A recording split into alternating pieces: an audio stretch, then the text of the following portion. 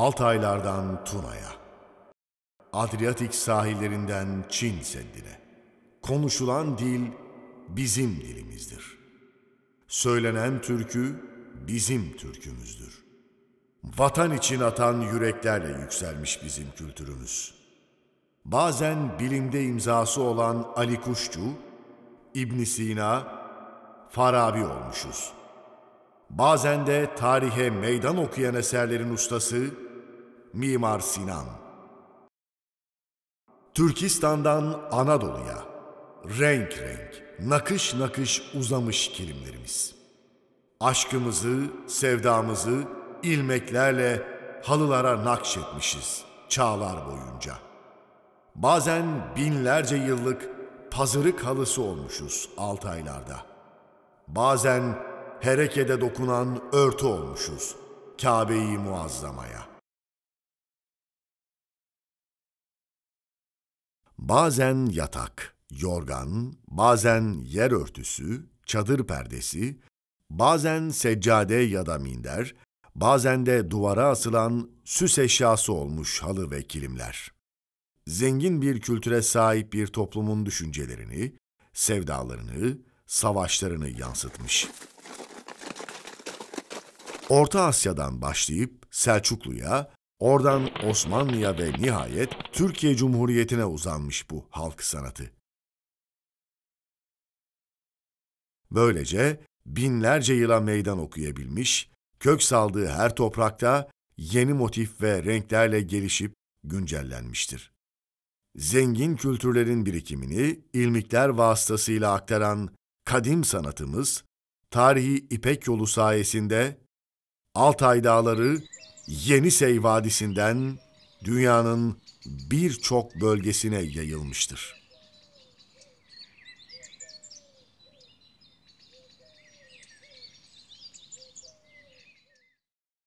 Kadim Türk boylarının dünyaya yayıldığı bir coğrafya burası. Dünyanın en eski halısı olarak tarihe geçen binlerce yıllık pazırık halısı bu topraklarda gün yüzüne çıkmış. Türkler bu toprakların zirvesinde yeniden doğmuş. Burası Altay Dağları. Nuh tufanı sonrası Altay Dağları'na sığınmış olan Türkler, zamanla nüfuslarının artmasıyla dünyanın dört bir yanına göç edip yurt, yuva kurmuşlar.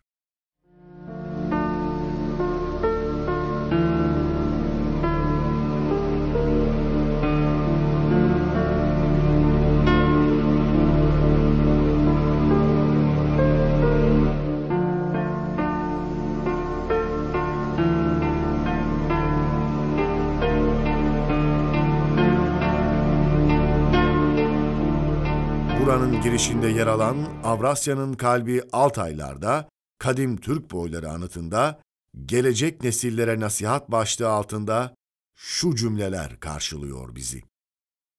Bu anıt eski kadim boyların devlet meselelerini görüşmek için bir araya geldikleri, yiğitlerin küheylanlarına binerek sefere çıktıkları, halkın belleğinde yer etmiş olaylar anısına düzenlenen kutlamaların yapıldığı yere Dağlık Altay'a dikilmiştir. Burası Türk medeniyetinin doğduğu yerdir. Gelecek nesiller, kökenlerinizi hatırlayınız. Atalarınızın yaptıklarıyla gurur duyunuz ve adınıza layık olunuz. Mavi gök kubbe altında ilelebet payidar kalınız.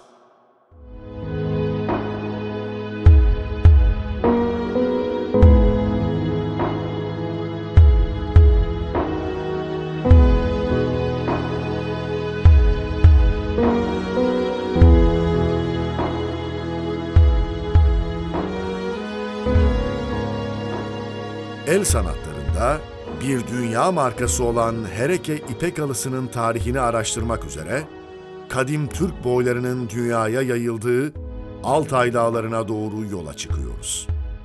Türklerin atası sayılan topluluklara yurt olmuş Altay Dağları, Hun İmparatorluğu'nun asırlarca hüküm sürdüğü bir bölge.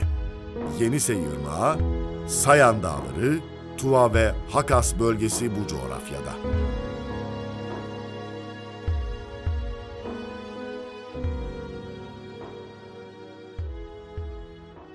Türk halıcılığının dünyaya yayıldığı Hereke İpek halısına ilham kaynağı olan Pazırık halısının bulunduğu Büyük Hun Devleti ve Ergenekon geçidine ev sahipliği yapan Altay Dağları'nın zirvesindeyiz.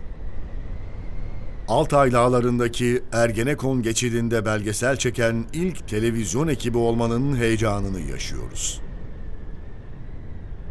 Bugün Rusya Federasyonu'na bağlı Kray ve Gorno-Altay Cumhuriyetlerindeki Altay Dağları, görkemli manzarasıyla insana göz ve gönül ziyafeti sunuyor. Orta Asya'da, Sibirya'nın güneyinde ve Moğolistan sınırında uzanan Altay Dağları'ndaki kaya yazıtlarıyla birlikte Bey ve Kadun ırmakları ve Ergenekon geçidi, Türk tarihinin canlı şahitleri olarak bizi selamlıyor. Değerli izleyenlerimiz, dünya coğrafyasında kültür ve medeniyet tarihimizin izlerini araştırıyoruz. Kadim Türk boylarının yaşadığı bölgedeyiz. Altay Dağları'ndayız. Ergenekon geçidindeyiz. Ve küçükken Ergenekon destanını okuyarak büyümüştük ilkokul yıllarında. Ve bizi coşkulandırmıştı. Ve saatlerdir yollardayız. Şu an Ergenekon geçidine geldik.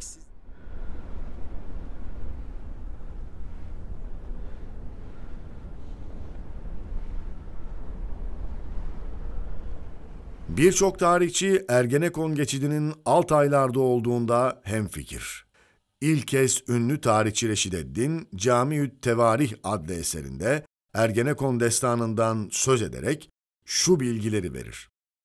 Düşman tarafından hileyle yenilgiye uğratılan Türkler, Ergenekon Ovası'nda yeniden türeyip, tekrar eski yurtlarına dönerek düşmanlarıyla çarpışıp zaferler kazanmışlardır.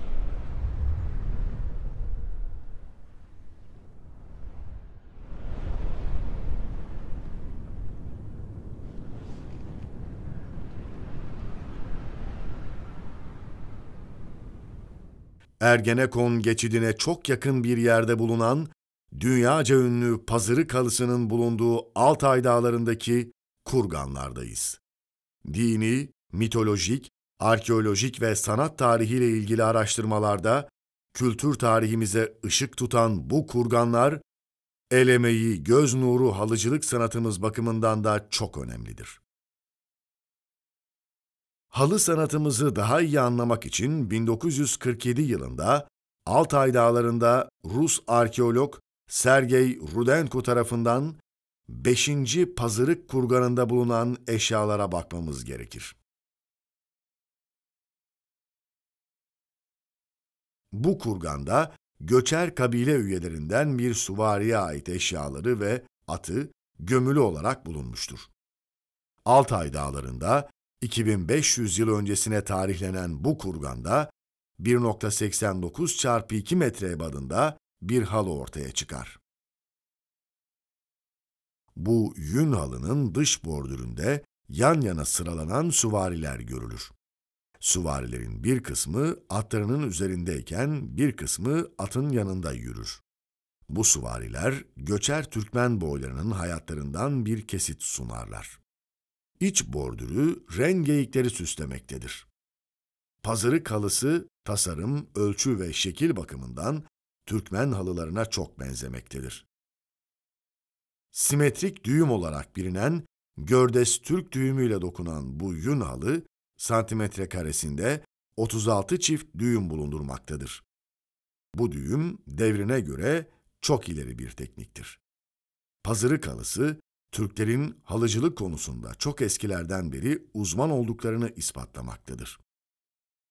Dünyanın en eski halısı olarak tarihe geçen Pazırık halısının orijinali, Rusya'nın St. Petersburg şehrindeki Ermitaj Müzesi'nde sergilenmektedir.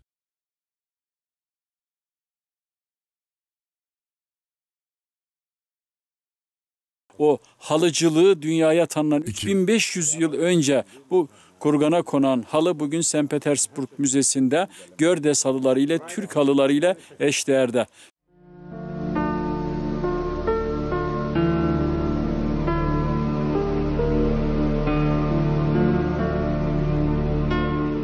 Pazırık halısı ile ilgili belgesel çekimimizi tamamlayarak Altay Dağları'ndan ayrılıyoruz.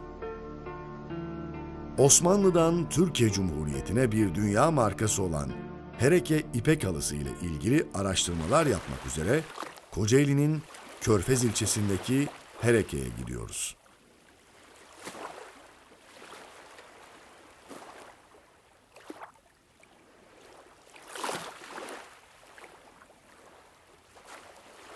Bengü yazıtlarından da eski.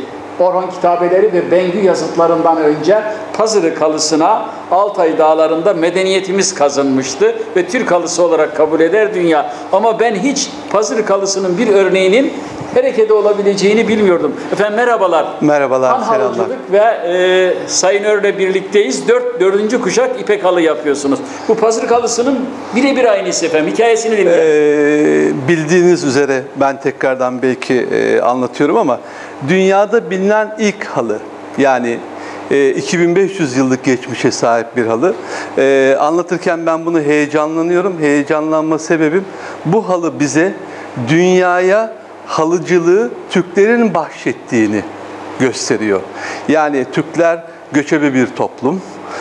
İhtiyaç üzerine halı üretilmiş. Önce kilimler üretilmiş, daha sonra halı üretilmiş ve bilinen ilk halı.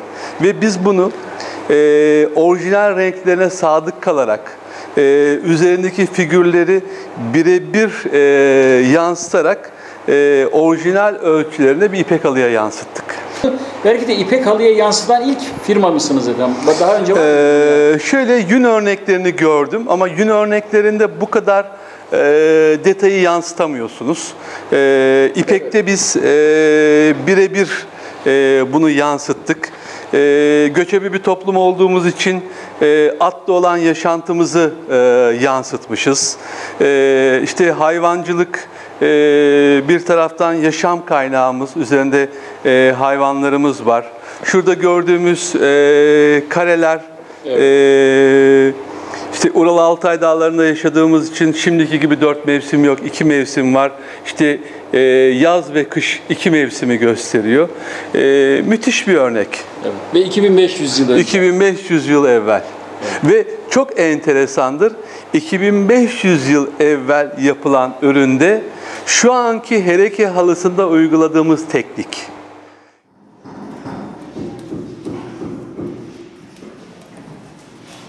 Binlerce yıllık geçmişe sahip Pazırık halısından ilham alınarak Anadolu'da 36 değişik yörede dokunan Türk halılarının en nadide örnekleri, tarihi İpek yolunun kavşak noktası olan Hereke'de hayat bulmuştur.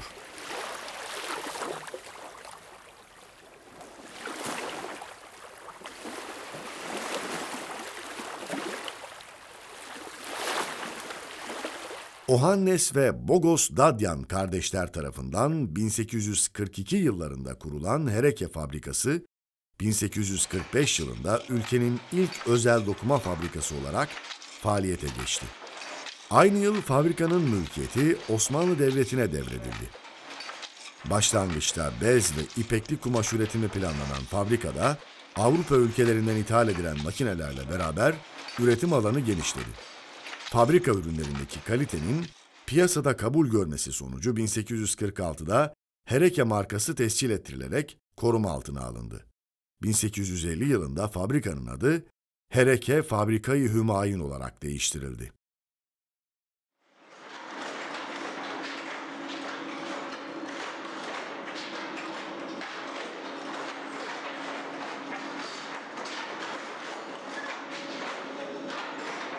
Hereke Fabrikayı Hümayun, Sultan Abdülaziz döneminde piyasada satılmak üzere ipekli dokuma üretimine başladı.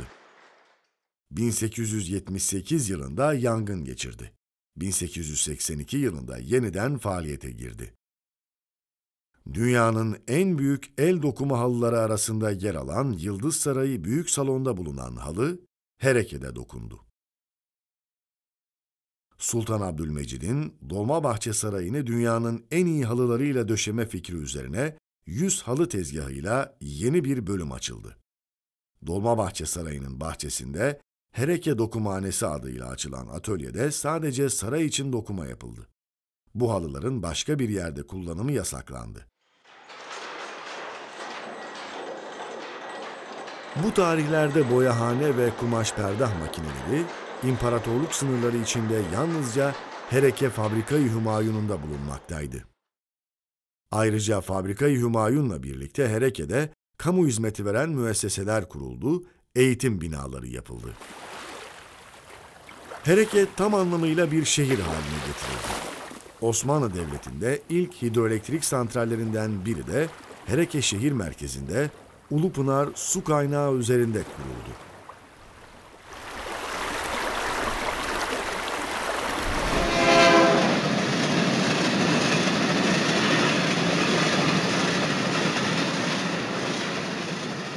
...1900 yılında Hereke'de halı dokuma büyük bir gelişme gösterdi. Halı için gerektiği iplik, Karamürsel'deki devlet fabrikasından sağlanmaya başlandı. Fabrika gelişimini ve ürün çeşitliliğini arttırdı. 1902 yılında çuha, şayak ve iplik bölümü faaliyete girdi. 1905'te yünlü dokuma işleri ve 1908'de fes bölümü üretime başladı.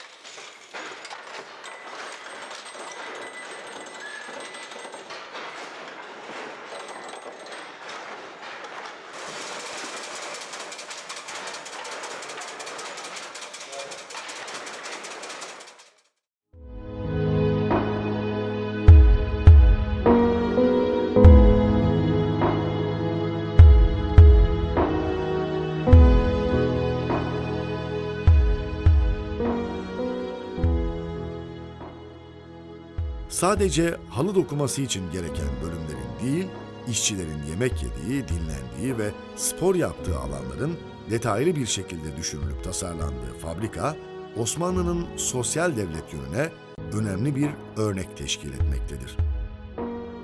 Devletin çeşitli bölgelerinden getirilen yüzlerce yetim kız çocuğu bu fabrikada meslek sahibi edilmiştir.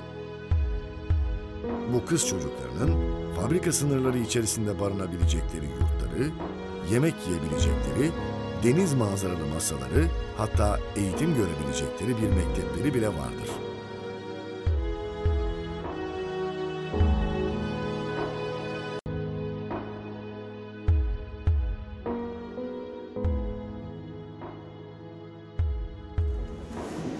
Faaliyete geçtiği 1843 yılından itibaren Osmanlı dokuma sanayinin en önemli kurumu olarak faaliyet gösteren ve ürünleriyle imparatorluk yaşantısının son yüzyılını belirleyen Hereke Fabrika-i Hümayunu, kuruluşundan bir süre sonra Avrupa'da da prestijli bir markaya dönüşmüş ve uzun yıllar Avrupa'daki birçok uluslararası sergide ödüllere layık görülmüştür. Hereke Fabrika-i Hümayun'da dokunan ipek halılar 1894 yılında Lyon'da, 1910 yılında Brüksel'de ve 1911 yılında Torino'da ödüller kazanmıştır. Halı deyip geçmemek gerekiyor. O halı ilmik kültürümüzü, sanatımızı, tarihimizi işlemiş ve her bir desenin ayrı bir hikayesi olmuş. Asırlarca kültürümüz dünyaya halılarla gitmiş. Halıcılık bir sevdadır, bir kültürdür, bir tarihtir. Ama en önemlisi el emeği, göz nurudur. Hereke halısında ham madde olarak ipek, yün ve pamuk kullanılır. Hereke halısı pamuk iplik üzerine yün ve ipek üzerine ipek olarak iki türlü dokunur. Yün halıların desimetre karesinde 3600 ilmek, ipek halıların desimetre karesinde ise 10.000 ilmek bulunur. Bu kadar sık dokunduğu için hereke halılarında bulunan desenler oldukça ayrıntılıdır.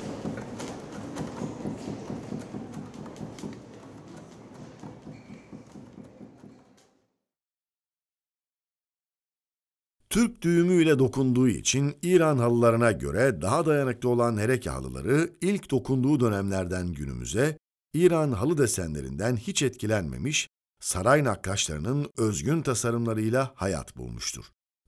Hereke halılarında sanatın her dalında doğayı kucaklayan motifleri ve tasavvuf kültürümüzden gelen sonsuzluk temasını bulmak mümkündür. Hereke halılarında başta lale, goncagül, yaprak, karanfil, sümbül, çiçek buketleri olmak üzere 200'den fazla çiçek motifi kullanılır ve bu motifler bir araya gelerek eşsiz desenler oluşturur. En çok bilinen ve klasik olan desen 7 dağın çiçeğidir. Bu deseni dokuyan genç kızlar Yeditepe üzerinde kurulu İstanbul şehrinin çiçeklerini anlatırlar halılarda.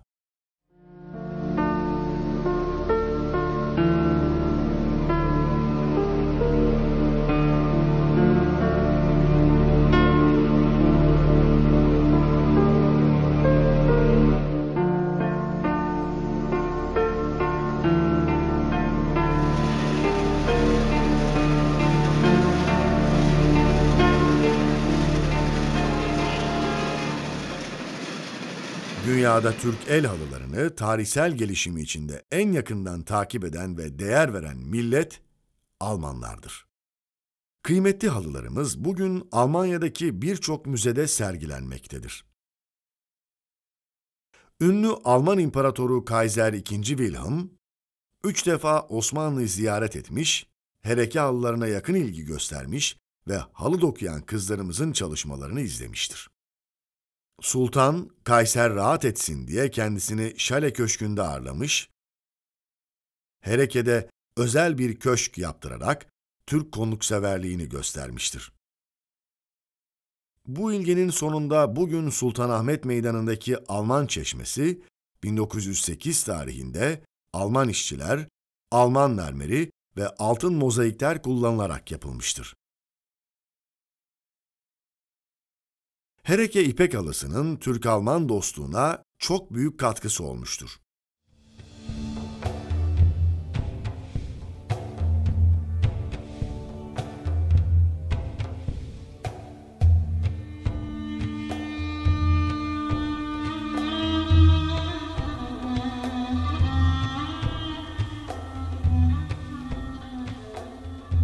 Mimarisiyle, musikisiyle tarihimiz, medeniyetimiz önemlidir ve Osmanlı'dan Cumhuriyet'e o muhteşem mimarimizin bir güzel örneği Türk-Alman dostluğunun da temellerinin atıldığı, hele ipek halıcılığımızın Almanlar tarafından hayranlıkla bilindiği yerdeyiz, Hereke'deyiz, Kaiser Wilhelm Köşkü'ndeyiz. Alman İmparatoru ipek halıya hayrandır ve bu halının nasıl dokunduğunu, nerede dokunduğunu görmek ister.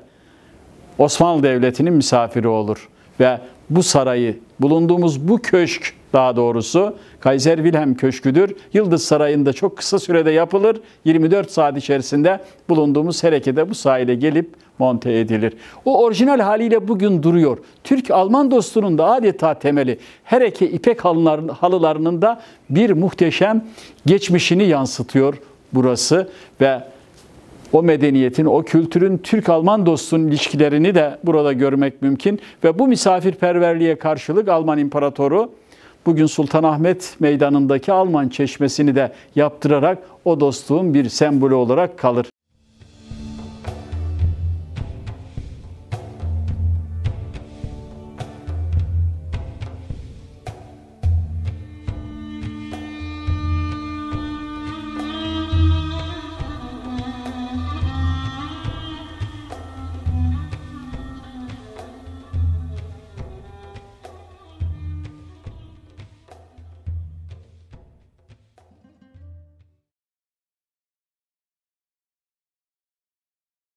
Kurulduğu 1843'ten günümüze hereke halısı, kalitenin ve görkemin simgesi olma özelliğini hep sürdürmüştür.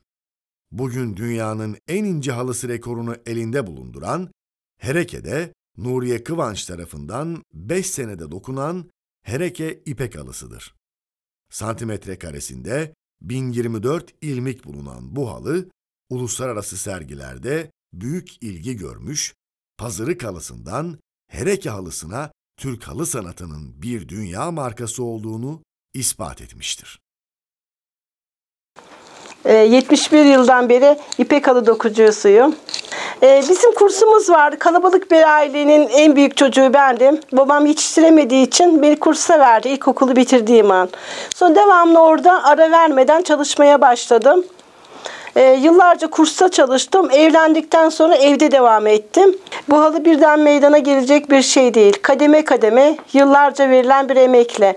Sabah 8'de eşimi işe gönderiyordum. Çocuklarımı okula başlıyordum. Akşam 9-10'a kadar hiç aralıksız. Arada bir yemek saatim oluyordu. O şekilde 5 yılda bitti. Çünkü bu halı normal bir halı olsa duvardan doğru olan bir halı. Bunu böyle küçük olduğuna bakmayın. Bu çok ince ve zor olan bir halı. Küçük yaştan beri bu halıcılığın içinde yetiştim, uğraştım, çalıştım ve dedim ki kendi kendime bu halının en ince, bizim ince nasıl olur, nasıl yapılır? Bunlarla ben çok uğraştım ve nihayet malzemelerini temin ettikten sonra Nuray Kıvanç isminde bir hanım arkadaşımıza yapalım mı, yapmaz mı mücadelemizi verdik. Sağ olsun elinden gelen gayreti göstererek bu halının çıkmasına sebep olmuştur. Özelliği 1 santimetre karesinde 1024 düğüm, yani ortalama 1 santimde 1024 düğüm olmak şartıyla 32 çarpı 32 veya 33 çarpı 33 ebadında 50'ye 75 bir ebatında bir halıdır. Bunun özelliklerinde işte Nur suresi, Ayet-el Kürsü, bordülünde Kur'an'ın en büyük ayetlerinden Ayet-el Kürsü yazısı.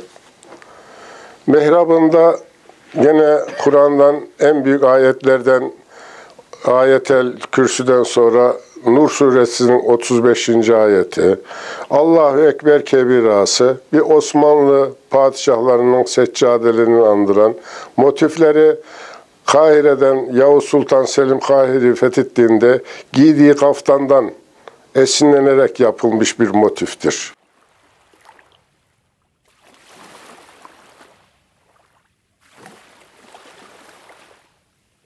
Cumhuriyetin kurulmasından sonra ipek halı üretimi dünyada yaşanan ekonomik krizler yüzünden lüks olarak görüldüğü için ihmal edilmiştir. 1950'li yıllarda usta dokumacıların katkılarıyla Hereke halı dokumacılığı bir sanat kolu olarak tekrar değer kazanmıştır. Tamamı el dokuması olan halılar günümüzde işçiliği ve sanat değerleriyle kabul görmektedir. Hereke fabrikası 1925'te Maliye Bakanlığı'na, 1933 yılında Sümerbank'a devredilmiş, 1995 yılında Sümerbank'ın özelleştirme çalışmaları sırasında Türkiye Büyük Millet Meclisi Milli Saraylar Daire Başkanlığı'na devredilmiştir. Tarihi Hereke Halı ve Kumaş Fabrikası halen Cumhurbaşkanlığı Milli Saraylar İdaresi Başkanlığı'na bağlı olarak müze fabrika şeklinde halı ve kumaş üretimine devam etmektedir. Cumhurbaşkanlığı Milli Saraylar İdaresi Başkanlığı, patentlerle coğrafi olarak tescilli olan Hereke ipek halıcılığının gelişmesi için büyük çaba sarf etmektedir.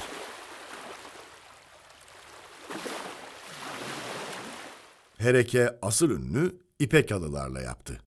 Bursa ipeğinden dokunan halılar, yurt içinde ve yurt dışında kolaylıkla alıcı buldular.